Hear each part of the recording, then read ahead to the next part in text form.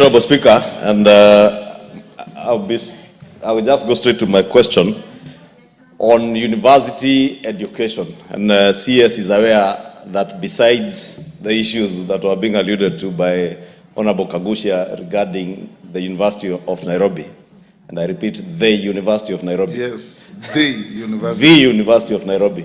Yes. CS, you're also aware that Moi University... Robert, you behave like you didn't go to the University of Nairobi.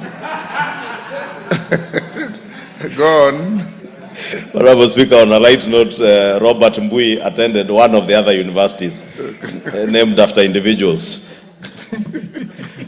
I was telling CS is also aware that Moi University has been in a crisis for some time, and would want to hear what policy initiatives the CS and the ministry has put in place to ensure that, one, we have changed the funding model, and now universities have almost adequate resources. I say almost because this has just begun, but we are certain that they will have adequate resources now to be able to run their programs.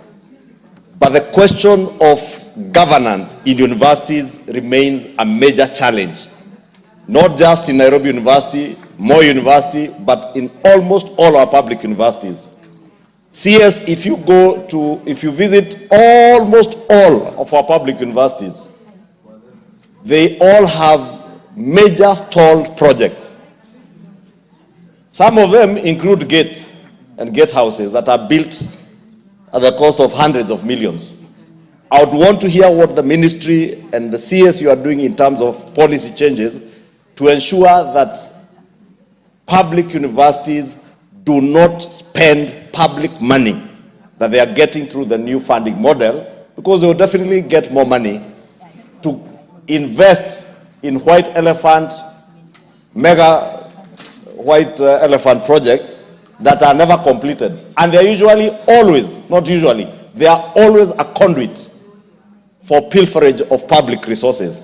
CS, my question is just that, what policy initiatives or what policy interventions you are putting in place as a new cabinet secretary in charge of education to specifically deal with that issue in our public universities? Because if the lack of exchequer releases to universities was a problem, the bigger problem is how that exchequer is expended once it gets to those universities. And see, as visit these universities, you will see, whether you go to Moi, whether you go to Nairobi, go to Lwakabete, they had projects there that were left there in the Nyayo days. You go to Kikuyu campus of Nairobi University, the same. Go to Chuka University, the same. Embu University, everywhere. Southeastern University, not a single university doesn't have a mega project that is stalled. And those who sit in the Budget and Appropriations Committee will tell you the kind of lobbying that is usually there during the budget making process to allocate resources to this and that university, but those projects never come to fruition and are never completed. Thank you, Honourable CS. Yes, Minister.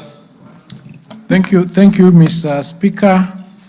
On the issue of the University of Nairobi Dentistry Unit, we requested for that clarification, and we got that report about what they are doing vis-a-vis the challenges they had when the two professors left, and what steps they are taking to ensure that there is continuity in the learning. With respect to the particular equipment and the particular laboratories that are dilapidated, this is a replica of almost everything that is going on in almost all the universities. But I can assure you that we are going to make a point of bringing our universities back to what they used to be. And I want to answer the question that was raised by Honourable Kagusha together, generally, because I don't want to go into specifics, because as we speak, we are taking action on the issue of governance in universities. Governance is a very big challenge, is a very big problem that has bedeviled almost all our universities. 23 of our public universities, we keep saying in English they're technically insolvent, but I think they're insolvent. So we need to ensure that as we deal with the budget, we also deal with the governance, because you can give an institution money, but if the governance is wanting, that money would not do what it is supposed to do. So we are doing something about it. We are doing currently something about the challenges that Nairobi University is facing. I don't want to go into details because it's alive and active even as we speak. There's a team working on it as we speak.